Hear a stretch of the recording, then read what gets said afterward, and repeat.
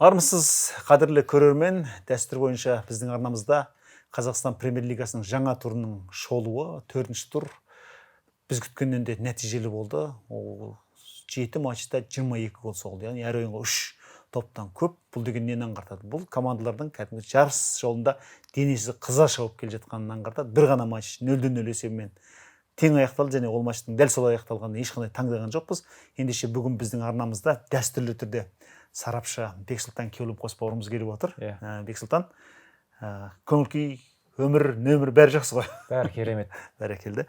Енді бұл матчты, бұл турда бірден ескерте кететін нәрсе, Атырау мен Қайраттың матчы 16-ші турдың ойын есебінде тіркелді. Енді олардың негізгі матчы, яғни осы турдағы матчы 1,5 аптадан кейін қайта өтеді. Сондықтан осында жанкүйерлер ескереді деп ойлаймын. Және ол матчты жеке талдаймыз.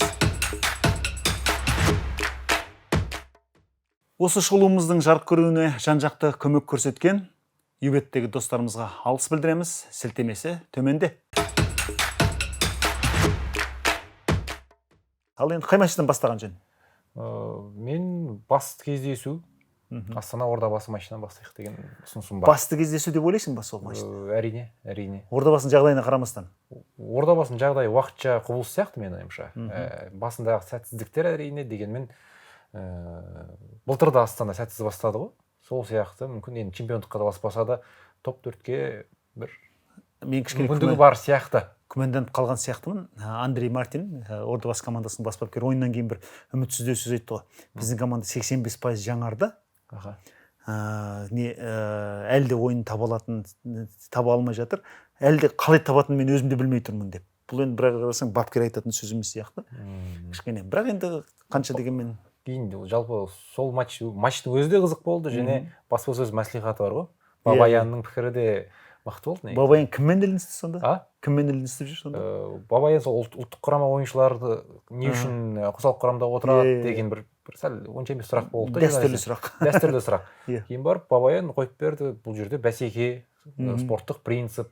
Егер біз сол мықтыларды шығармасақ, біз жеңілеміз, жеңілгеннен кейін маған сөз айтасыңдар, кім жаман, Бабаян жаман болады. Ал бұл жерде 2-1 есебімен жеңді, ойыншыларға дән ризамын деп бәрін. Жоқ, енді Бабаянның ойымен келісуге болады. Мысалы, әр шепте біздің жігіттер ұтылып жатыр ғой. Мысалы, орталық қорғаныста Марышкин жеңіліп жатыр. Қапталда Быстров жеңіліп жатыр, мысалы үшін. Ян Бараговский да қоссақ болады негізі. Енді Шамко жарайды, ол 83-ші матч ойнап жатыр ма? Дегенмен мықты екен Шамко. Мен сондай ерлік күтпедім шынында да. Бірақ негізі Ордабасы әйтеуір бір тұяқ серпіп қалар-ау деген бір ой болып еді. Бірақ бәрібір. Ордабасы осы 4-ші турда бірінші голын соқты. Өпірімдеп жүріп, алғашқы 3 турда голсыз қалып еді. Биыл енді Астановтың голы ұнады. Астанов жақсы соқты енді. Бірақ бұл жерде енді Қапталдағы қорғаушының қатесі ғой, ашып тастады. Бірақ негізі содан кейін Ордабасы бір тістей қатып ойнамай дедім. Жоқ, Камараның басынан асырып қайшылап тепкен доғы. Негізі мен осы Астананың жаңағы Бабаянның айтқанына қосылам. Әр шепте бір көшбасшы бар. Және мысалы Чинеде соқпай қалса, Томасов соғады. Томасов соқпай қалса, Камара соғады. Камара соқпай қалса, Крипши соғады, мысалы. Сондықтан бұл Астана менің ойымша осы маусым бойы осы Қазақстан деңгейінде гол соғу мәселесінен аса бір кемдік көрмейтін сияқты. Әсіресе Томасов қой бұл жерде жарап тұрған. Томасов. Енді хет-трик жасады, 5-ші хет-тригін жасады өткен турда. Бүгінгі ойында да енді гол соғып көзге түспеді, бірақ 2 ассист шығарды. 2 гол пас. Камара дубль рәсімдеді, Томасов соған 2 пасты шығарды. Бірақ енді кім мырза, жаңағы Бабаян мырза айтқан екен, егер Рамазан Кәрім 3-ші гол соғып тастағанда біз мәселені күні бұрын шешіп еркін ойнайтын едік. Демек, ұлттық құраманың мүшелерінде мүмкіндігі болып жатыр, бірақ солар соны пайдалана алмай жатыр ғой, бәрібір де енді Чинеду мен Рамазан Кәрімовті былай салыстырасың да. Енді Чинедудің деңгейі мықты екен, былай қатты сарапшы болуың қажет жоқ, соны көру үшін ше. Сол себепті Бабаянды түстеміз. Чинеду енді осы маусымның сол үздік сұрмергені таласатын сияқты. Ал енді қақпашы Мұхамеджан Сейсен мысалы, өте сенімді ойнады. Сейсен бірнеше сейв жасады. Енді Сұлтанбек Астановтың голында оны мүлде кінәлі қылмайды. Сонша жақын жерден қиын. 5-6 метрден ғана, сонымен қоса баспен әуеде ұшып бара жатқан допты бірден Астанов ұрды, сөйтіп гол соғылды. Ал енді Ордабасы сапында 2 тур қатарынан Бекхан Шайзада негізгі құрамда ойнап жатыр. Демек, Челядниктен негізгі құрамдағы орынды былай жеңіп алды деуге де болатын шығар, әзірге солай айтсақ болады. Әзірге әрі қарай не боларын енді түсініксіз. Енді былай ойыннан кейін командалардың әлеуметтік желідегі парақшаларының голдарын қайталап көресің деген сияқты. Ордабасыда былай мақтанатын онша ештеңе болмайды да. Өткен турда Жасұлан Әмір Премьер-лигадағы дебютін өткізді деп еді. Осы жолы Бағдәулет Нұралы дебютін өткізді деп сөйтіп жатыр да. Көңілге медет тұтатын әзірше сол ғана нәрсе. Бұл әрине біз Ордабасыны табалағанымыз емес, бірақ мұндай командалардың ойынын тез тапқаны бізге де керек қой. Солай емес пе? Енді былай қарасаң Ордабасы осы турда жеңілді, соңғы орында қала беру керек сияқты еді, бірақ Ұлытау Елімайдан 0-0 есебімен жеңілді да. Ордабасын 1 сәт жоғары көтеріп жіберіп жеңілгеніне қарамастан. Осы турдың нәтижелерін қараймыз. Ірі жеңістер де көп болды. Және сол осы маусым алдында болжағандай командалар 2 топқа бөлініп жатыр. Асықпай. Мықты бай клубтар және жағдайы өкінішке қарай клубтар бар ғой. Сол 2 топқа бөлінді және мен Ордабасыны осы бай клубтар арасына, яғни ақшасы көп, құрамы мықты, бапкері жақсы командалар қатарына қосып отырмын. Сол себепті де 4-ке талас жүргізетін сияқты. Өйткені одан да әлсіз клубтар бар да. Мысалы Ұлытау, Жетісу, Жеңісті де қоссақ болады, Қайсар, Оқжетпес, мысалы. Сол клубтардан Ордабасыны мен төмен көре алмаймын шынымен. Қимай отырған жоқсың болсын. Бұндай бюджетпен енді төмен түссе. Бірақ енді команданың құрамы мықты ғой шынында да. Қалай дегенде де сол мысалы Лука Имнадзе, мысалы Сергей Малый, олар Жақсыбай Беркебұлан Тұңғышбаев мысалы. Бұл жігіттер әйтеуір бір еңсесін көтеретін шығар деп ойлаймын. Сондықтан енді Ордабасының бұл сәтсіздігін әр тур сайын біз осылай бір кішкене аванс беріп қоямыз. Бірақ енді Ордабасы шынында да не қылатын шығар, еңсе түсетін шығар. Енді оның үстіне келесі турда бұл команда келесі жексенбіде кубоктағы ойынын өткізеді, яғни былай қарағанда чемпионаттың бір ауыртпалығынан сәл еңсе түсіп алуға болады да. Ары қарай енді дұрыстап кірісетін шығар. Қарсыластарын қарасақ, осы турда Астанадан жеңілді. Одан алдын Қайрат және Ақтөбеге қарсы кездесулерде ұпай жоғалтты. Ақтөбемен тең нәтиже. Негізгі бәсекелестер. Анық чемпиондыққа фаворит Астана мен Қайратқа қарсы кездесуде бәрі жеңілетін сияқты, менің ойымша да. Максимум 1 ұпай алып қалуы мүмкін еді бұл кездесулерде. Мақұл алған жоқ. Енді тек қана бір жаман Ордабасы ол Қызылжарға қарсы кездесуде ұпай жоғалту. Сол ғана қиын жағдайға ұшырап тұр. Сол кездесуде 1 емес 3 ұпай алған кезде тәуірлеу болатын еді жағдай. Ал бұл жерде әрі қарай қарсыластары жеңіл болады. Ол сөзсіз ұпайды да сол қарсыластарға осы сәтсіздікті тез ұмытуы да мүмкін, Ал енді Астана туралы сөздің бәрін айттық. Енді Астана күмәнсіз фаворит. Ол Тобыл Оқжетпес жеңіп кеткен кезде Тобыл 1-ші орынға шығып еді. Астана дереу қайтадан орнына шықты, бірақ Ақтөбе мен Қайрат оны тағы да артқа ысырып отыр, бірақ алдағы турларда көреміз негізінен. Сондықтан жалпы бұл супер матч деңгейіндегі ойын болмаса да, жалпы жанкүйер алаңдайтын, елеңдейтін бір жақсы ойын болды дей аламыз. Одан кейін екінші матч енді Ақтөбе мен Қайсарға тоқталайық. Қайрат туралы айтайық есен. Сөйтейік пе? Қайрат туралы айтайық. Бірақ дастанда айтпасақ болмайды. Сәтбаевтың дублі, гол пасы, оны міндетті түрде қазір бірінші айту керек. Өте тамаша. Өте тамаша. Мен негізі бірінші тайм 0-0 есебімен аяқталғанда кәдімгідей қоңылтақсып қалып едім. Өйткені Қайраттың ойыны жүрмеді ғой. Кәдімгі шабуылдағы ойын жүрмеді. Сосын неге екенін білмеймін, Жоу Паулу қосалқы құрамда болған жоқ. Мен ойладым, бір ескертудің саны 4-ке жетіп кетті ме деп қараймын. Жоқ. Содан кейін кім Дан Глезер деген жоқ. Оның да қараймын, негізі құрамда жоқ. Дамир Қасықболат ортада ойнап жүрді, мысалы үшін. Неге сол жерге Олжас Байбекті қоймады екен деп ойладым. Әділет Садыбек мүлде қосалқы құрамда жоқ. Соған қарағанда осы турға аз күшпен барып көп ұпай алып қайтуды ойлады ма? Рафаэль Оразбақтен әлде бір жағдайлар әсер етті ме? Оған енді әзірше жауап таба алмаймын. Бірақ қолдағы бар мүмкіндікпен Қайрат өте жақсы нәтиже көрсетті. Және ең бастысы Жоржини мен Сәтбаев жұбы осымен екінші матчта не ойнап тұр ғой. Нәтижелі ойнап тұр ғой. Сондықтан бұл екеуі жаңа дуэт десек те бола ма? Екеуі бойының шағындығына қарамастан екеуі былай біраз шулататын сияқты. Ал енді екінші таймның басында мен өзім Ақтөбе мен Қайсардың матчын жүргізіп жатқанда көзімнің қиығымен қарап отырдым ғой. Бір кезде қарасам есеп 2-1 болып тұр. Сөйтсем бас аяғы 10 минут 12 минуттың ішінде 3 гол соғып үлгерген екен. 2 минутта 2 гол соқты Сәтбаев. Және енді өкінішке қарай матчты жалғыз өзім жүргізіп жаттым да, көзімнің қиығымен голдарды қайталап көруге тура келді. Енді Ақтөбе мен Қайсарға сөйлеп жатып енді ана матчты түгел ойлап кетпейсің ғой. Бірақ кімнің Дастанның бірінші гол соққанда айбалаңның сыртынан сол аяқпен тепкен үлкен тәуекел ол ғой. Енді жолы болып кетті, енді әрине қорғаушыларға тиіп сәл бағытын өзгертті, бірақ бәрібір қақпашы. Екінші гол деген таза шеберлік қой. Ол таза шеберлік, ол таза шеберлік. Тоқтатты, тепті. Және ол жерде пас берген Офри Араттың пасы қандай, ортадан қалай қиып жіберді. Демек бір-бірімен өте жақсы түсініседі дегенде бізге бір осындай шабуылшы керек еді. Және байқадың ба, осы екінші голға пас алған сәтте Атыраудың екі қорғаушысы бір сызықта тұрған болатын. Өйткені офсайд болған жоқ. ал алға ұмтылған кезде Дастан Сәтбаев ана екеуі кәдімгі 2 адым жерде артта қалып иә сонда жылдам ойыншы деген сөз ғой өте шапшаң өте жылдам қақпашымен оп оңай бетпе бет шығып кетті сондықтан сүйсінетін бір жақсы гол болды шынын айту керек ең мықты тұстары сондай ғой жылдамдығы арқылы осылай нәтиже шығарды және қақпашыға жақындамай айбалыңына кірмей тәуекелге барып отыр да бұл да үлкен нәрсе ғой бізде не істейді көбінше мейлінше жақындап сосын барып әйтеуір қақпашының қолтығының астына саңлау іздейді ғой жоқ ана жерде бірден тәуекелге барды сондықтан Дастан және Қазақстан премьер-лигасы тарихындағы ең жас дубль авторы деп хабарлап жатыр біздің әріптестеріміз оны зерттеп көру керек бірақ шынында да өте үлкен жетістік қой шынында айту керек 4 ойында 3 гол соғу деген бұл керемет жетістік шынында өте мықты басталды маусым Дастан Сәтбаев үшін енді бұлай жоғары деңгейде ойнап кететінін күтпедім мен ойладым осы бірінші екінші айда қосалқы құрамнан ғана шығып жүреді яғни кубоктық кездесуде 15 минутқа 20 минутқа шықты ғой сондай сияқты суперкубок Ақтөбеге қарсы сондай сияқты асықпай өйстіп бой үйретіп андай Қазақстан кубогы басталған кезде бірінші минуттан қосып жіберіп деген дейді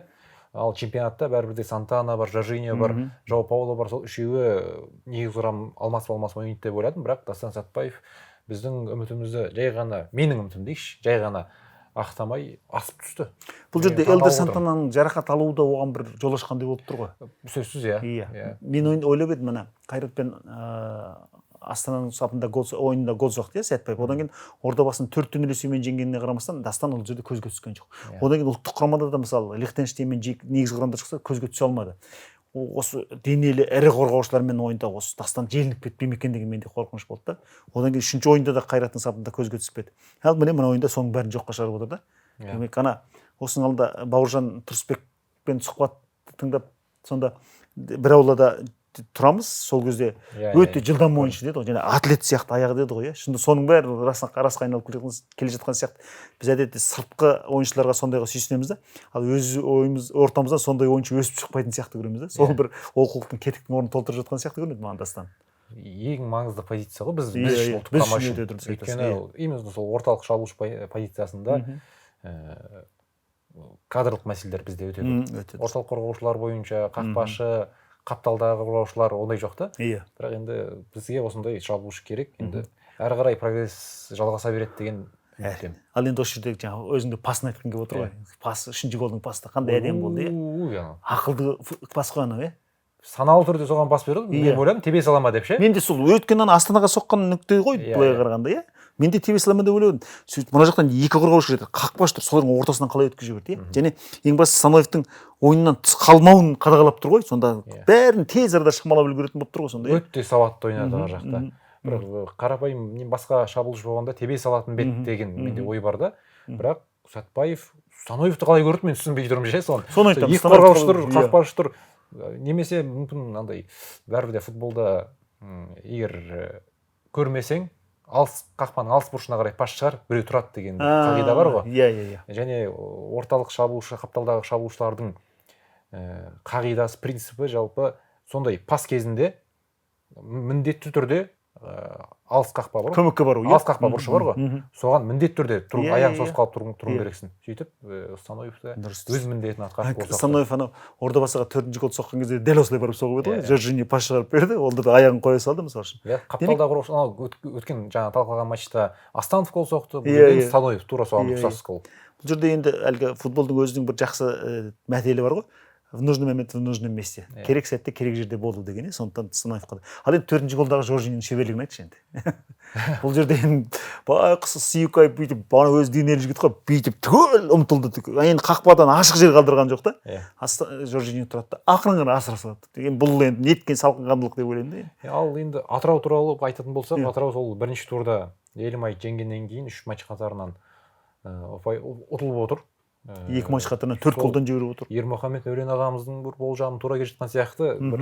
Атырау осы Елімай жеңіп өткен кезде ой кездейсоқтық деп айтқан еді шынымен де оқжетпестен болды осы премьер-лиганың ең жалпы әлсіз клубтары десек қателеспейтін шығармыз сосын Ақтөбеден 4-0 есебімен ұтылды өз алаңында қазір енді Қайраттан жеңіліп отыр ол да өз алаңында Мұнайшыда Екінші таймда менің жігіттерім қорғаныста шашылып түсті деп Коровенко өзі мойындапты. Шынында солай болды ғой. 3 орталық қорғаушымен шықты, бірақ енді ортасында Датстан Сәтбаев ән салып жүр. Сол орталық қорғаушымен. Бұл да былай енді олқылық қой. Ол міндетті. Иә. Енді Чунчуков гол соққан сәтте дереу қарымта қайтарды ғой Дастанның 2 голына, ол 1 голмен. Сол кезде қалай болар екен деп, ол жерде де Қайраттың орталық қорғанысы қатты қателесті негізі. Негізі Чунчуков сол аяқпен соққанда бүйтіп басынан айналдырып тепкен кезде міндетті түрде артқы жартылай қорғаушы тұру керек сол нүктеде, иә. Бірақ дереу ешкім үлгерген жоқ кездесуде. Ол ойында. Жалпы Қайраттың алғашқы голдарын еске алатын болсақ, тағы да Атырау енді допты алып өзінің шабуылын бастап жатқан сәт еді ғой негізі. Дастан Сәтбаевтың дублі ше. Екеуі де қарымта шабуылдардан ұйымдастырылып, Дастан Сәтбаевқа енді келесі матчтарда қарсыластар ондай мүмкіндік беріп қою қиын болады. Және спринтерлік жарысқа түспей отырсам. Одан қайта бір нарқы қайтайық деп ше. Рас. Енді көрейік алда қалай болады екен. Қатты аванс та беріп қоймайық, қатты сүйсініп те қоймайық, қатты жауапкершілікті артып қоймайық, шынында да. Жауапкершілік артқан жоқпын, бірақ қазірдің өзінде үміт өте көп. Жақсы, бұл матчты осымен тәмамдайық. Ақтөбе Қайсар. Ол матчты өзім жүргіздім. Енді осы турда 2 матч жүргіздім. Соның мен осы жерде бір Ақтөбенің жанкүйерлеріне бір өзімнің базынамды айтып кеткім келеді. Жаңа айттым ғой. Мен жалғыз өзім матч жүргізіп шықтым. Қасымдағы әріптесім бір себептермен келмей қалды, иә. Сөйтіп мен қатар өткен матчты көріп отырмын. Амал жоқ, енді осы сіздердің алдарыңызда сөйлеушін. Бірақ енді бәрібір эфирді тастап кетпейсің ғой. Оралхан Өміртаев гол соққан сәтте эмоция айтпай қалды деп маған ренжіп жатыр да. Бірең сараң жанкүйер. Иә. Сол мен Оралхан Өміртаевтың гол соққан сәтте мен Умаев гол соқты ма деп қалдым да, бірақ Умаевтың пасын көргеннен кейін Оралхан Өміртаевтың КПЛ-ға оралғаннан кейінгі алғашқы гол деп оны көтеріңкі көңілмен хабарлап жатырмын да. Неге осы жұрттар тырнақ астынан кірді дейді. Мен әсіресе мына жас жанкүйерлерге соны айтқым келеді да. Біз өмірді көрген адамдармыз, жас жанкүйер. Ондай нәрсе былай сендердің былай қарағанда көкіректеріңде бір алау емес, бір шала бықсып жатқандай көрінеді да. Сондықтан Есеға оған мән берудің қажеті жоқ. Мән беруге мен бәрібір әке ретінде ол Ақтөбе жоқ сөзін комментарийден байқап қалдыңыз ғой. Иә. Жоқ, мен жеке өзімнің неме жазыпты да, мысалы. Ол әдепсіздік жекеге жазышы. Ана өзім менің бір постымның астына жазыпты да. Мені құттықтаған посттың астына жазыпты. Ол әдепсіздік біріншіден. Екіншіден мен әке ретінде бала өсіріп отырған. Менің де балам 17 жаста. Иә? Содан кейін үлкен өмір көрген аға ретінде мен оны айтуға тиіспін. Есеян, мысалы, бір адам жазды ғой сізге. Жоқ, бір адам емес, маған тұрақты түрде жазып келді. Бұл матчты бір 10 мың адам көрген шығар шамамен. 10 мың адам көрді. Телеарна болсын, ютубта болсын. Бәрібір. Және 10 мың адамның сол бір 10 шақтысы үшін былай мен қазақтың әрбір азаматының ақылды болғанын қалаймын ғой. Әрбір біз өзі аз ұлтпыз, әрқайсымыз ақылды болуымыз керек. Бір-бірімізді түтіп жегеннен басқа ештеңе ұмытпаймыз. Мен Ақтөбені жақсы көремін. Пентакампион ол біздің Ақтөбемен баяғы Аланияның матчы жүргенде шырылдап отырып жүрген әлесінен кетпейді. Сондықтан ол бір былтыр бүйтіп едің сен, оның алдыңғы сөйтіп едің деген ұсақтыққа мен ренжимін жігіттерге ғой. Ақтөбе оңай өтті бұл матчта. Енді Ақтөбе жанкүйерлері де өте белсенді, ең көп жанкүйер саны бар. Сол үшін де олардың сол нелер байқалып қалады енді. Ондай бар. Енді ел болған соң болады ғой, бірақ дегенмен де. Ал Ақтөбе бұл жерде оңай өтті да. Мен әлгі Қайсардың жігіттері немен пойызбен бара жатқанда сондай көтеріңкі көңілмен бара жатты ғой. Кім десе Жақсылықов десе мен деп, Жалмұқан десе мен деп, осы жігіттер қайтар екен деген жоқ. Бәрібір таза қазақстандық ойыншылардың жасақталған Қайсарға қиын екені көрініп тұр бәрібір. Оның үстіне орталық қорғаушы жоқ қой, мысалы Абылайхан Төлеген бойы аласа оның бар ғой. Кәрім Сұлтанов екінші таймда мысалы алып тастады, мысалы ойыннан мүлде риза емес деген сөз. Енді бірінші лигадан келген футболшы. Бекзат Құрманбекұлы деген жігіт артқа шегініп, бойы шағын ғана ойыншы ойнап жүрді мысалы. Амал жоқ. Сондықтан Қайсарға өте қиын болады биылғы маусым. Иә, Қайсар сонымен қоса Премьер-лигада атой салып жүрген футболшылар емес қой. Көбісі сол бірінші лигадан, мысалы Қарам Сұлтановтың өзі жаңа Екібастұздан келіп қосылған футболшы. Ол Ордабасыда жақсы бастады да, кейін Тұранға ауысып, одан төмендеп кетті. Ал енді осы жердегі басты өкініш, екі орталық қорғаушы басын соқтығысып алды да, кіммен? Габи Кики мен Әлібек Қасым бірден алмастырылды 25-ші минутта. 5 минутта алаңда екеуі жатып қалды. Габи Кики ойнап жүрді, басына тағы бір рет допты баспен қағып еді. Мына қан деген саулап кетті. Бұл үлкен Ақтөбе үшін мәселе ғой. Мысалы, Уча Агбо ол артқы жартылай қорғаушы. Ол шегіне ойнауға тура келеді. Неманья Чаласан ортаға ауысты да, Лев Скворцов оң қапталды жабуға тура келді. Мысалы, көрдіңіз? Енді Лев Скворцов өзінің позициясы ғой, бірақ Неманья Чаласан деппін ғой. Анжелкович ортаға ойысты, Скворцов оң жап. Яғни ана менің проблемалы жерді жауып үлгерді. Бірақ артынан Саят Жұмағали шыққан кезде Айбар Жақсылықов бір гол соғып кетті. Иә? Енді бұл да енді Саят Жұмағали да енді неше уақыттан бері бірінші лигада ойнап кішкене білігін жоғалтып алған шығар. Бірақ дегенмен енді 4-0 есебімен жеңіп жатқаннан кейін босаңсып қалатыны босаңсып бар, қалды. концентрацияларын жоғалтады. Бірақ негізі сол Әлібек пен Габиге қатты алаңдап қалдым. Енді ол керек ойыншылар ғой, қалай дегенде. Керек ойыншы. Бұл жердегі маған бапкердің бір шешімі қызық көрініп тұр. Неге Богдан Ветежелу өткенде мысалы Атырауға қарсы жақсы ойнады, иә? Неге оны алып тастап Бағдат Қайратты қойды деген ой туды. Бағдатты біз негізі оң қапталдан көруге үйренгенбіз. Иә. Анжелкович жүрді, ал бірінші голды Умаевпен пас алмасқан сәтте тіпті Бағдат Қайрат құдды бір супер мерген сияқты соғып кетті. Өзі бастады, пас алмасты, сосын барып сұмдық енді. Былай жауынгер ойыншы екен. Екі рет аяғын тепті, сонда да орнынан тұрып, соны жақсы ойнады негізі. Еркебұлан Сейдахметті де айтуымыз керек. Керемет ойнады шабуылда. Жалпы Ақтөбеге ауысқанына өте қуаныштымын Еркебұлан. Қайратта бір адамны аштырмады десек болады, өйткені қорғаушы позициясына қоя салды оны. Оны латераль деп кішкене. Басқа орын таппады. Шабуылда жауап алуда жүр, оның орнын баса алмайсың.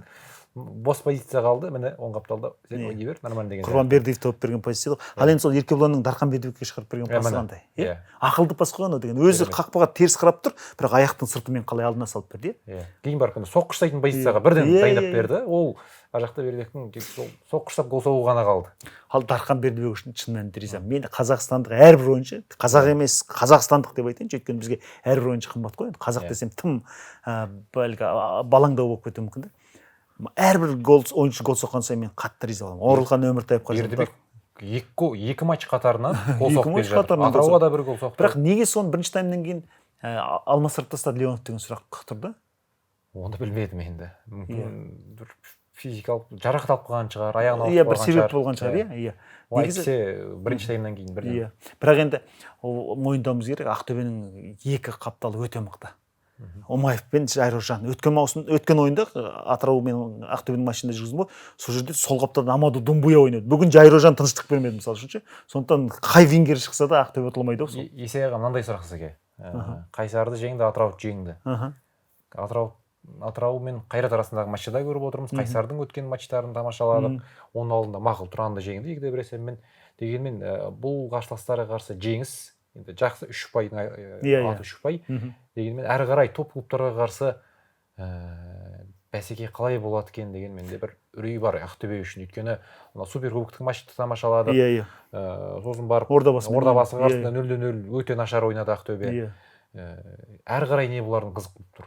Қазір күнтізбені қарайтын болсақ, Ақтөбе келесі турда Тобылға қарсы ойнайды. Міне сол Тобылға қарсы тағы бір экзамен болайын деп тұр. Бұл жерде бар ғой. Әрбір жеңіс команданың сенімін ұлғайтады, күшейтеді. Сондықтан бұл жеңістер Ақтөбені кәдімгідей жұртшылыққа жұмылдырып жіберуі мүмкін де. Сондықтан мен аса бір Ақтөбе осы ойыннан білгінен жаңылып қалады демеймін. Бұл жерде жаңағындай мәжбүрлі жағдайлар болады ғой. Орталық қорғаушылардың жарақат алуы деген сияқты. Мысалы былтыр орталық жартылай қорғаушының жарақат алып еді, қандай қиналды Ақтөбе мысалы. Сондай жағдайлар болып қалмаса, бұл команда негізі нашар ойнамайды деп өзім ойлаймын. Жақсы ойнайды, бірақ бәрібірде чемпиондық таласқа күш жетпейтін сияқты көрінеді ой маусым басында. Өте мүмкін. Еврокубоктерде басты сол Еврокубоктерде қалай ойнайды деген ойым ғой. Негізі команда былай қарасаң былтырғымен салыстырғанда құрамын аса қатты жаңарта алған жоқ қой. Негізгі ойыншылар орында қалды.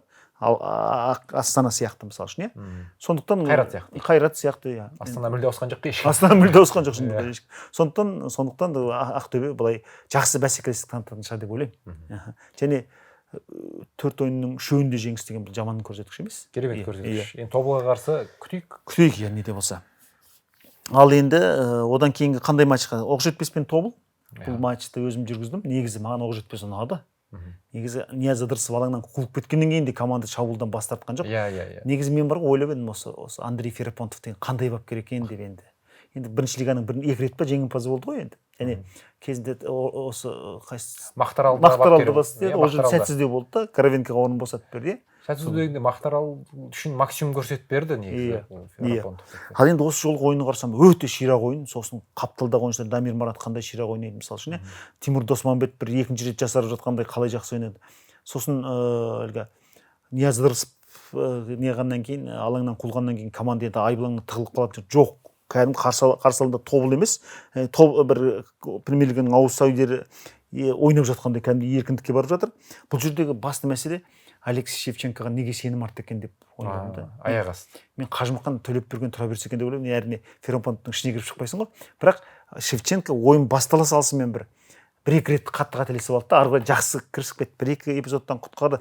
Бірақ енді ана Зуевтің соққысы деген енді былай қарасаң кешірілмейтін соққы ғой енді. Мен негізі осы турда Сүйкаев алаңға шықпайтын шығар деп, сосын деп ойлап едім. Оны қойыпты. Кавлинов алаңға шықпайтын шығар деп, оны қойыпты бапкер. Енді мына Шевченконың келесі турға шыға ма шықпай ма деген күмән. Бірақ енді әрине бапкерлер өздері біледі ғой. Басты қателік сол болды ғой. Осы турдың басты қателігі әйтпесе соңғы минуттар, соңғы секундтар десек те болады. Пас асырылды ғой, соққы емес былай қақпаға. Иә, пас қой дұрыс. Сол жерге тиді де. Ол ондай жерде қақпашы алдына қанша ойыншы тұрғанына қарамастан позицияны дұрыс таңдай білсе, ешқандай мәселе болмайды. Сол пас қатты күшпен жылдамдықпен ұшпады да ғой. Жай кетіп ұшып бара жатты. Қарапайым доп қана еді. Иә. Тостың болды, бір ұпай сендерде. Бір ұпай сенде. Айырды. Иә. Бірақ енді ойыннан кейін Андрей Ферапонтов аса қатты олай не қылмапты. Жігіттер жерден алып жерге салмапты. Кәдімгідей жақсы бір еңсесін көтеретін нәрсе айтты. Біз осындай қателік арқылы өсеміз деген сияқты. Бұл ойда маған ұнап отыр негізі. Футболшылар бәрін өздері түсінеді ғой. Иә, өздері түсінеді. Ол сөздер сізде. Бірақ енді Шевченко ишара енді жағдай қиындай түседі. Оны ұмыту үшін біраз апта керек сияқты, ұмыту үшін Төлепбергеннің қателігі керек сияқты келесі ойында. Кім біледі, иә. Сол себепті көрейік енді алыстан легионер болып әкелгеннен кейін оны ойнату міндетті деп ойлайды бапкерлер. Сен шақырттың алыстан. Иә. Айлығы да мысалы Төлепбергеннен көбірек деген артық болуы мүмкін. Болуы мүмкін, сондай шығар, әбден ықтимал дейді. Сол себепті легионерлерге көбінесе осындай жағдайларда аванс береді. Бәрібір де. Ойнатып көреді ғой, қалай дегенде. Бұл жерде маған кішкене Тобылдың ойыны ұнамады, қалай дегенде. Тобыл ана маусымды тәуір бастады да, содан кейін мысалы Елімайды жеңіп жатып, соңғы уақытта, соңғы минутта Миладинович пенальти жасап беріп қойды. Ал осы ойында да мысалы не Чесноковтан бір сұмдық ойын болған жоқ, не басқа ойыншылар бір керемет ойынды тірілтіп әкеткен жоқ. Бірақ енді қалай дегенде де Жұмасқалиевтің бір бапкерлік таланты дейміз ба, жоқ тығырықтан шығудағы команданың мінезін қалыптастыру ма бір жақсы келе жатқан сияқты енді. Әйтпесе негізі Тобыл ұпай алмайтын ойын еді ғой. Асхат Тағыберген бірінші минуттан бастап шықты. Иә. 90 минут алып матч өткізді. Қалай екен бірінші минуттан матч? Мен негізі Асхат тәуір ойнады. Және қақпаға бір өзінің сүйікті нүктесінен әдемі соққы бағыттады. Ол жерде Оқжетпестің қақпашы Шевченко жақсы қайтарды, жақсы ұстап алды, тұрып еткізбеді. Бұл жерде мен ойлап едім, Виктор Брага тұрған кезде, Цотни Мосиашвили тұрған кезде, Есен Эдедем тұрған кезде. Сол Браганың орнын басты ғой. Сөйтіп еді, сәл алда ойнап жүрді. Сәл алда ойнап жүрді. Сосын көбінше қапталға ойса берді. Бұл да бір тапсырма шығар деп ойладым. Бірақ енді бұл жерде кімнің үлкен проблемасы көрінді? Тобылдың. Өйткені Папалион Индияй бір жарақат алып қалды да, алмастыр деп белгі берді, бірақ ойынға шықты, ары қарай жалғастырып кетті.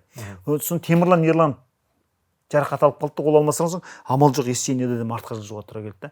Соны Тобылда да орталық қорғаушылар проблемасы үлкен екен негізі. Миладинович мысалы айыпталып бұл матчқа мүлде қатыса алмады. Сондықтан негізі Тобылға осының бәрі ұзақ маусым барысында үлкен жүк болуы ықтимал да шынында. Енді Миладинович оралса, ол сол позицияны жабады негізі. Қызыл қағаз алып. Миладиновичтің былтырғы Санкт-Галленге қарсы ойыны есіме түссе, әлі арқам тітіркенеді шыны керек. Иә.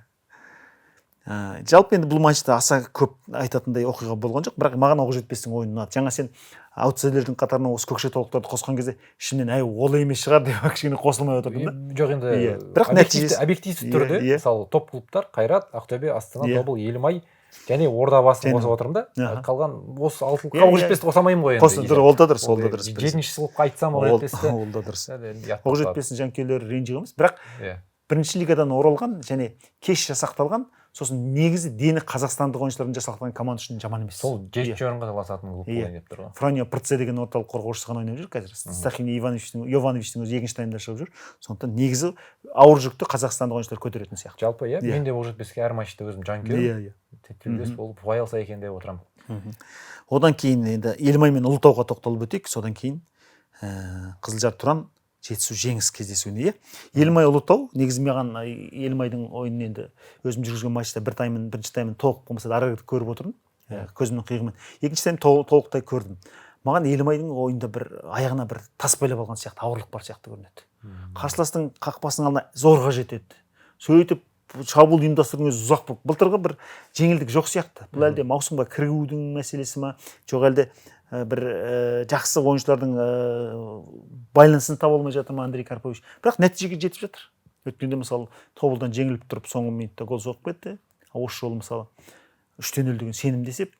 Бір парадокс болып жатыр мынау. Атырауға қарсы кездесуде ұпай жоғалтты әлсіз қарсы. Ал қазір енді 3 гол соқты ғой енді.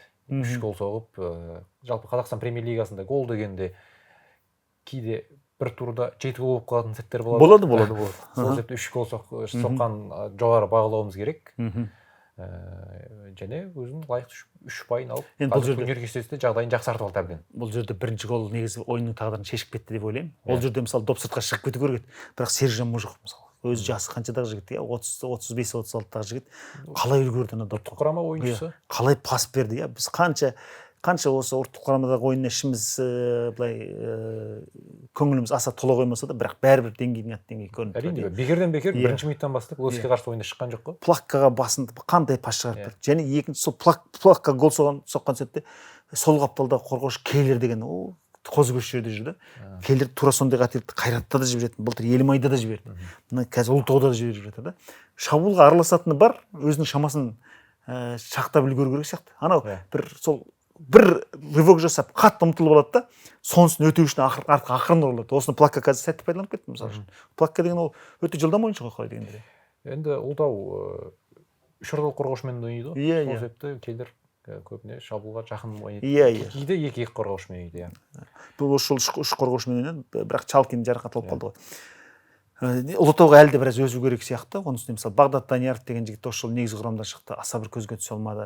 Екінші таймда Жасұлан Молдағараев шықты. Ол да шабуылда мүлде ұқсатылды. Абылайхан негізгі құрамда шықты. Байжан Мәделхан осы жолы мысалы бірінші рет премьер-лигада алаңға шықты Ұлытаудың құрамында. Бірақ шабуылда бір соншалықты қатты ұқсатылған жоқ. Сондықтан Ұлытауға осы тең ойындардың өзі үлкен олжа болып тұр деген бір ой келді. Бірақ енді кім біледі, кішкене серпіліп ойнай ма, көктем күшіне енгеннен кейін. Сол Ұлытауда сол жеңіске қарсы кездесуде екі футболшы жарақат алып қалды. Бірі сол Пайрел, оның орнына Абылайхан шығып еді. Кейін тағы да бір жарақат алған сәттер болды бұл командада. Яғни дәрігерлер келіп көмектесіп, сол жеңіске қарсы ойын өте ауыр кетті. Футболшылар көбісі өзін жай сезінген де шығар. Жаңағы аяқтан тебе бергеннен кейін жеңіс ойыншылары сөйтіп бұл ойынға бірнеше негізгі құрама футболшы шамай қалды. Себеп болуы мүмкін. Одан кейін енді жалпы енді Елімай осы арқылы көшбасшылардың қатарында екенін ұқтырды. Әзірше 5 ұпай бар бұл команданың. Алдағы уақытта енді команда маусым басталмай жатып бір дауға қалып қала жатады ғой. Энсо Мендес деген ойыншы командада қаралымда болып, содан кейін кетіп қалды деп еді. Оқжетпестің сапына барды ол ойыншы. Сондай бір қызықтар болып жатыр. Жалпы енді айтқанда Елімай бәрібір сол өзінің деңгейінен төмендемейді сияқты. Былтыр соңғы 4 турға қалғанша чемпиондық үміткер болып тұрды да, соңғы 4 турдың бәрінде жеңіліп қалды. Биыл ондай қателікке Карповичтің өзі де бой алдыруға тырыспайтын шығар енді. Сондықтан көреміз, бұл матч жалпы Елімайдың да Ұлытаудың да бір керемет мүмкіндігін көрсеткен матч болды дей алмаймын. Бірақ алатын ұпайын Елімай алды. Ең бастысы осы жерде соңғы голды Абылайхан Назымханов соққан сияқты еді, оны есептемей ақыры бәрібір қазақстандық ойыншы соғып кетті Жұмахан. Ол қазақстандық әрбір ойыншының голына қуанамыз. Оның үстіне орталық қорғаушының көзге түсіп жатқанда өте 4-0 болып берді, 3-0 болып қалды. 4-0 болып берді, 3-0 болып қалды. Осындай бір қызықтар болды. Қызылжар Тұран. Мен негізі 2-1 болып тұрған кезде, Қызылжар жеңеді ғой деп ойлап едім. Негізі енді Бразевичке осы Қызылжардың жаңа бапкеріне осы Ордабасымен және Тұранмен 2 ойында 4 ұпай аласың деп тапсырма берілді әйтпесе команданың тізгінін босатасың деп. Ордабасымен тең ойнағанда 1 ұпай бар, енді Тұранды ұтатын шығар деген ой болған еді. Жоқ, камбэк жасап кетті Тұран, мысалы үшін. 2 Беларусь маманының текетіресі болды. Текетіресі, Енді Жуковский мақтырақ құрам жасақтаған сияқты осы қысқы трансфер кезегінде. Құрам бойынша да, ойын бойынша да негізі Тұран мақтырақ көрінді жеге өзімен. Гол соғатын сәттер көп туды. Кейін барып өзінің жол 3-2 есебімен лайықты жеңіске жетті деп ойлаймын. Бұл жерде Жуковский эксперимент жасаудан қорықпайтынын аңғартты да. Мысалы, өткен турда Қайратты неғып жатып, Қайратпен тең ойнап жатып, мысалы Қайраттың бір ойыншысы алаңнан қуылғаннан қарамастан жеңіліп қалды ғой. Сол матчтан кейін Игорь Хаткевичті алып тастапты мысалы. Хаткевич деген былай айтсаң, ол кәдімгі жартас қой, былай айтқан кезде қозғалмайтын бір орында тұрған. Соны алып тастап Тимур Закіровті қою үшін үлкен тәуекел керек. Сондай-ақ мына Василий Совпелді қосыпты, сосын Абылайхан Жұмабекті қосыпты. Абылайханның бірінші голдағы пасы өте әдемі ғой. Сондықтан жалпы бұл ойыншының осымен екінші гол пасын шығарып берді, бірақ негізі пас шығарып бере қана қоймай, капитан ретінде енді гол соқса деген бір өзімнің қалауым бар, Тараз футболының тілегі. Осындай бір жігіттер бізде бір жақсы мергендігімен көзге түседі де, сосын 2-3 маусым бойы үндемей жүріп алады да, ондай болмаса екен деп ойлаймын негізі осыған қатысты келген кезде. Қызылжар Тұран 6-шы орынға көтерілді. 6-шы орынға көтерілді. Негізі Тұранды жаңағы көшбасшылардың қатарына қоса аласың ба? Үздік 6-лыққа? 7-ші орынға қоса аламын. 7-ші орынға. Құрам бойынша жаңағы гранттар деп қояйықшы. Иә. Алтауға қатарына қоса алмаймын, бірақ сол әлсіздердің арасындағы ең мықты құрамы мен ойымша Тұранда. Легионерлерді, мықты легионерлерді қатарына қосты. Және ең бастысы сол Стасевич, сол Хаткевич, сол Байович, жаңағы Юрденков, Омар, бәрі Қазақстан футболын білетін жігіттер ғой, бәрі біледі, қай команданың қандай мүмкіндігі барын біледі. Бапкердің берген құрған тактикасынан бөлек өздері де қалай ойнау керегін сезінетін ойыншылар ғой. Иә, жалпы ондай Қазақстан премьер-лигасында бой үйретіп алу керек, уақыт қажет деген сылтау жоқ та бұл жігіттерде. Келеді, бірден нәтиже көрсету керек. Ал енді Қызылжардың да былай құрамы көп жаңарды, бірақ негізі бұл команда бір соншалықты төмен нәтиже көрсетеді деп ойлаймын. Бұл жерде Бразевич негізі команданың 11 ойыншысын таңдай алмай жатыр. Мысалы, осы 4 ойында 3 қақпашыны қойды мысалы үшін. Бірінші турға Жорхан Бабахановты қойды, одан кейін екі турға Вадим Петровты қойды, енді міне Лобанцевті қойып отыр. Лобанцев 3 гол жіберіп отыр. Сен қақпашыға сенімсіз болған соң команданың ойында сенімсіз болып кететін сияқты. Бір нақты бірінші нөмір болмағаннан кейін ше. Негізі Петров негізгі құрамнан орында толық алды ғой деп ойлап едім. Былтыр бәсекені жеңіп алды ғой Петров. Жеңіп алды. Мықты ойнап жатқан еді. Енді ол Мирослав Лобанцевті шақырылғаннан кейін бәрібір де соған көбірек сенім білдіретін секілді бәрібір де. Ал легионерлер бойынша Қызылжарда қарасаң жарты орам легионер, бірақ өте сапасы төмен легионерлер болады ғой жалпы. Айлығы өте аз деген сияқты, басқалармен салыстырғанда. Бразевич те мойындапты ғой біздің командадар. Ешкімге керек болмаған легионерлерді қатарына қосқан. Бірақ Гвамбле жақсы ойнайды мысалы. Маған ұнады Гвамбленің ойыны. Осы мен 2-3 ойынын көрдім ғой. Былай жанкешті ойыншы екен, сол қапталмен зымыратып алға ұмтылады да тұрады екен, және оның гол соққанын да бір кездейсоқтық деп қабылдамадым. Бірақ сол ең мықтысы сол Найық деп ойлаймын.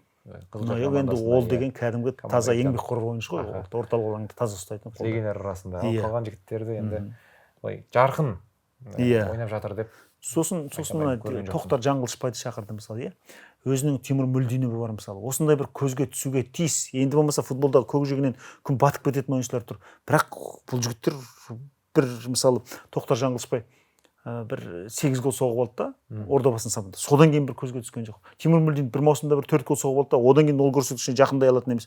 Сондықтан жалпы бір кішкене қара көбейтіп жүрген жігіттер ма деп те ойлап қаласың да кейде. Шыны керек. Елисей Горшунов негізі құрамда шыққан екен. Жас ойыншы. Ассист шығарды. Тараз футбол мектебінің түлегі. Бірді орда тұрғанбыз деп андай. Танимын бұл жігітті деп. Айып топтары мықты енді. Бәрекелді. Айып топтары осы Қайсарда жүріп, премьер-лиганың өзінде айып топтарын Елисей тебетін еді. Қайсар кезінде. Яғни былай қарасаң мықты легионерлер тұр, дегенмен айып тобын сол Елисейге тепкізетін еді. Жалпы соққысы керемет ойыншы, бүгін ассист шығарды, керемет ассист. Қызылжар сапында. Сол енді бұл матч туралы аса бір көп айта алмаймыз. Негізгі мәселенің бәріне тоқталды деп ойлаймыз. Тұран ең бастысы бірінші осы Қайратпен ойында қателігін түзей алды. Ары қарай енді өзіне байланысты. Жуковский енді Қазақстан футболының қыр-сырын жақсы біледі ғой. Бұл команданы бір етекке түсіре қоймас деп ойлаймын өз басым. Және биікке де қатты шығарып кетпес деп ойлаймын енді шынында. 5-ші орын Тұран алса фантастика ғой. Ол сұмдық нәтиже болады ғой шынында. 5-ші орынға тұрақтап қалуы мүмкін деп бір сәл үміт бар кішкене. Бірақ енді кішкене қаржылай жағынан мәселе бар деген әңгіме шығып жатыр бұл командаға. Ар жақта айлықтары көп қойып тастаған жалпы. Енді әкімге байланысты болып тұр ол. Әкімге байланысты, сосын команданың басшылығы да мысалы. Сені заң шықты болды, қазақстандық ойыншыларға ғана сен бюджеттен ақша бере аласың. Көрпеңе қарай көсілдеп тұр ғой мемлекеттің өзі ше. Соны ескеру керек бәрібір ғой. Сол көпеге қарап көсіліп жатқан Жетісу клубы туралы айтайық та. Бәрекелді. Өйткені Жетісу қазірден бастап кеткен секілді, тек қазақстандықтарға мемлекеттен қаржы төлеуші, заң шыққан жоқ, бірақ сондай енді инсайттар шығып жатыр, нақты ресми ақпарат емес. Қазір Жетісу командасында легионерлер бөлек, қазақстандық ойыншылар бөлек, қазақстандық ойыншыларға айлық төлеп жатыр екен. Ал легионерге ақша төлеу үшін демеуші таппай жүр. Мысалы Алан Чочиев бар, Руслан Болов бар уже де, Саслан Такулов бар мысалы үшін, негізгі құрамда ойнап жүрген легионерлерден. Бірақ енді сол қаржылық проблема дәл қазір осы Жетісуда менің білуімше жалпы. Және ол осы команда оқу жаттығу жиынына кетпес бұрын құрылымдық жағынан өзгереді екен, әлгі заңдық тұлғасы өзгереді екен деген әңгіме болды, бірақ іске аспай қалды ма сол, иә? Бірақ сол жетісу болып кірді, бірақ жаңа команда болса оны премьер-лигаға жібермес деді ғой, айтқан кезде, иә? Бірақ енді осы матчтан кейін жетісудың бас бапкері Самат Смақов айтыпты, жас жігіттердің көзі жанып тұрады, жеңіске деген жігері зор. Біз оларға бұған дейін мүмкіндік беріп қатырмап едік, енді пайдалануымыз керек деп, иә? Бірақ енді былай қарасаң, мысалы, Давид Есімбеков бар, Мирас Оматай бар, тағы кім бар, Сұлтан Асқаров бар, мысалы, тәп-тәуір негізгі құрамда ойнай бастады. Тайкенттің бұрыннан ойнаған тәжірибесі бар. Нұрберген Нұрбол, мысалы үшін, былтырғы матчта бір рет алаңға шығарған жоқ, былтырғы маусымда жарақатына байланысты. Ал осы матчта бірінші рет жетісудың капитаны ретінде шығып отыр жергілікті футболдан. Сондықтан бұл жігіттерге шынында мүмкіндік берілу керек деп ойлаймын. Әлен Айманов, мысалы, Алан Чочиевтің орнына шықты. Бір тамаша мүмкіндік осы жігіт пайдалана алмай қалды. Әйтпесе есеп ашатын жақсы мүмкіндік болған еді. Ал Жеңіс қатарынан 4 ойында тең ойнап отыр. Бұл енді қандай кіріспе болды деп мен әлі де түсіне алар емеспін. Команда гол соғу мәселесінде өте кенже.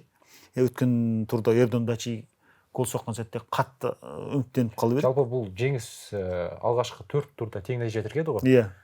Бұл рекорд екен. Бұрын соңды ондай маусымда олай бастаған ешкім жоқ, иә? Маусымда осылай бастаған ешкім жоқ, ондай нәтиже болған тарихи рекорд, тарихи серия. Бірақ енді былай қарасаңыз, кімде Жеңісте мысалы қазақстандық футболшыларға мүмкіндік беріп жатыр. Мысалы үшін Нұрбол Әнуарбеков, мысалы, осы жолы Сағисовет негізгі құрамнан толықтай орын алды. Босын болмасын. Осы ойын соңына қарай жергілікті футболдың түлегі, Жеңістің өзінің түлегі Абай Жүнісов, мысалы, оған да былтыр бір 7-8 матчта ғана мүмкіндік берілген. Сонда жігіттер көбірек пайдаланып, бірақ енді бәрібір нәтижеге жұмыс істейді ғой. Әрине. Сондықтан енді көреміз қалай болатынын. Бұл жерде бір мықты ойыншы бар, Зураб Девзадзе деген 10-шы нөмірлі орталық қорғаушы. Жетісудың ұйымдастырған барлық шабуылын сол тойтарып отырды негізі. Өте бір жақсы Қазақстан футболының қырсығын әбден. Жетісу бұл ойында Жеңіске 3 ұпайға жақынырақ болған секілді. Гол соғатын қанша мүмкіндіктер болды. Жаңа ойын соңында Аймановтың гол соғатын сәті бар. Басқа да соққылар болды. Дегенмен соңына дейін жеткізе алмады. Осы сөзін ары қарай дамытқым келеді.